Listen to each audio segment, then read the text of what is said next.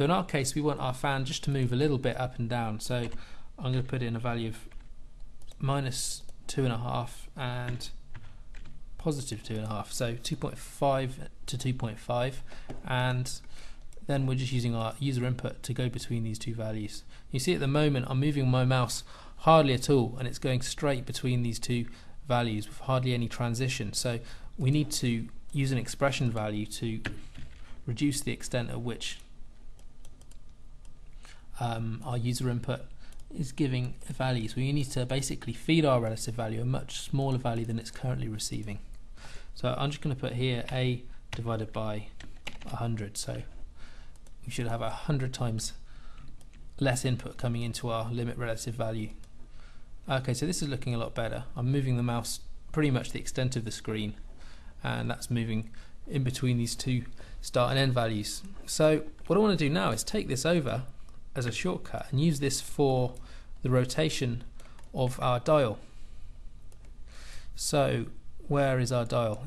Here we go, is the switch here, and the one which we want to operate on is probably the X here.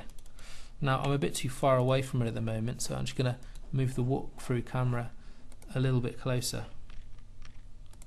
In fact, it might be better just to use our perspective camera here, so we can get in nice and close. Okay, so I'm going to have a look at one of these rotation vectors again. Okay, so it's the Z rotation vector which we want to be using here. So I've connected this limit relative value up, and you can see now as I'm moving the mouse up and down, it is rotating this dial. Now this is exactly what we want, but we don't want it to be happening all the time.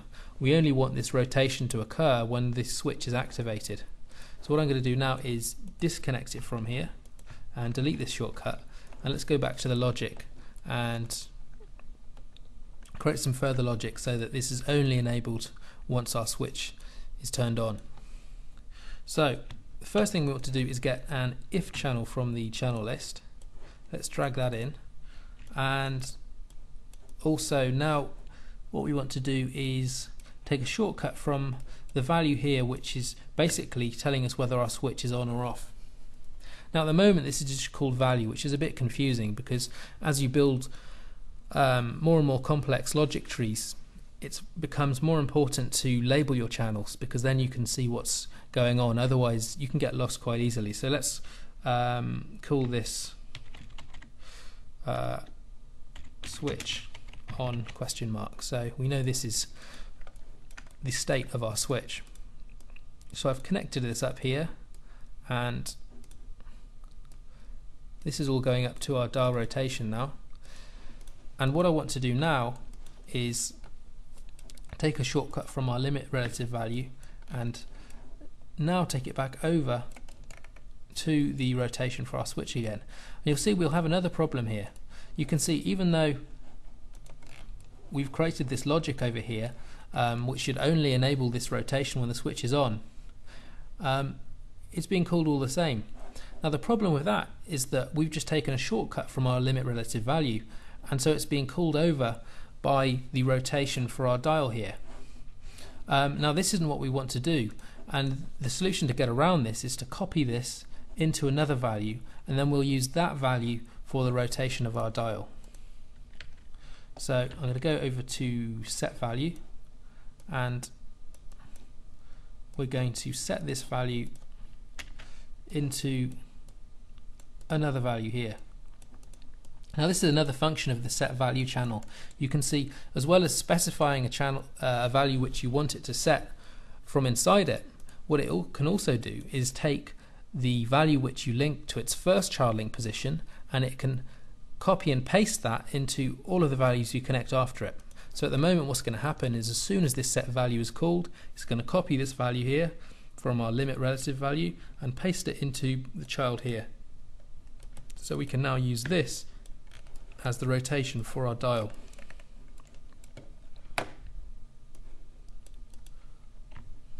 So delete that old shortcut and connect it up there.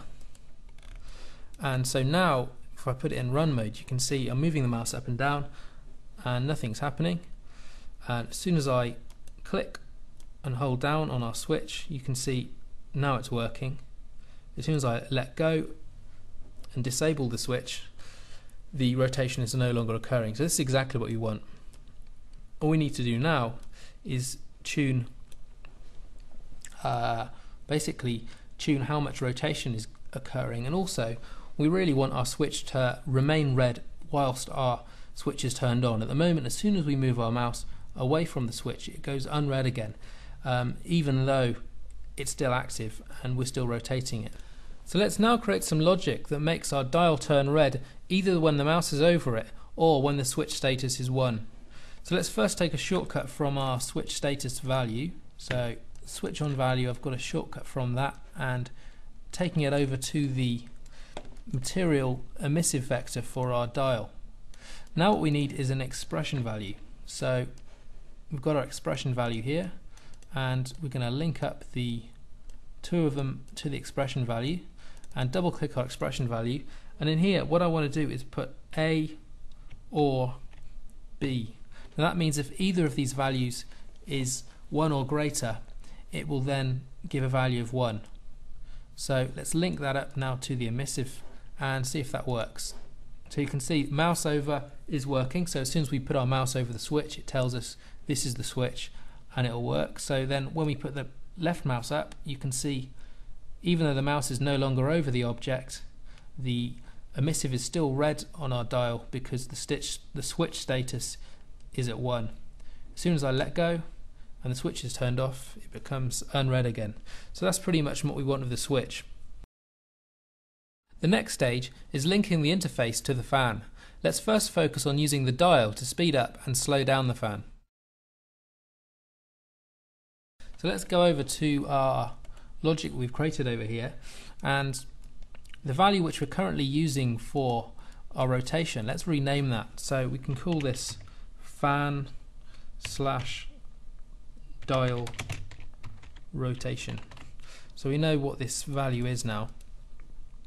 So let's take a shortcut from this and let's try feeding this into the motion for our fan's rotation. So at the moment we're using this loop relative value with a static value of 0.05 in here. If we replace that with our fan's rotation, we should be directly linking the rotation of our dial with the rotation speed of our fan. So let's now use our walkthrough camera to look through an angle where we can see both. It's not going to be easy, but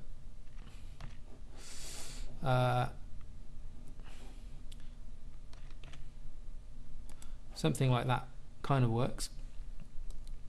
So what I've done now is increase the dial to the top, and you can see our fan is now stopped. I'll try and move back a bit further. There we go, that view's a bit better. And as we bring the dial down, the fan speed increases. So this is now working, but it's the wrong way around. We'll now look at how envelopes can be used. So what I want to do now is use an envelope channel. Now an envelope channel is something we've seen briefly a few times, but we're going to look at it a bit more closely now. Now with the envelope channel, you have this envelope editor here, and the envelope editor is basically a 2D graph in which you can define the interpolation between different points you make.